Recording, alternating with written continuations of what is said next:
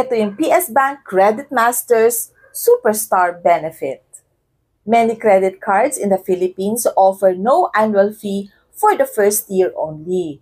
Pero after that, magbabayad ka na ng annual fee for the succeeding years. Some cards even cost 3,000 pesos, meron pa nga yung 6,000 pesos AF yearly. Come to think of it, parang magbabayad ka ng ganong kamahal para lang magka-credit card ka.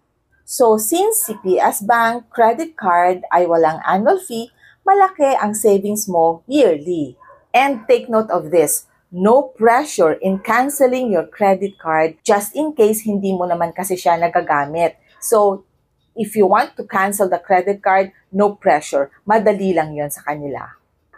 This is the kind of a credit card na okay sa mga newbie or sa mga beginners. Yung mga gusto lang gumamit ng credit card kapag may emergency.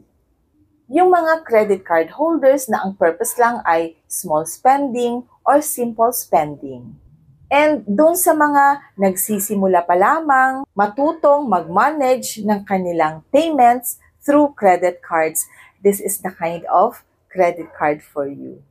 Alam nyo ba na financial freedom starts from low maintaining tool? At ang PS Bank Credit Mastercard, chinecheck niya ang aspect na yan.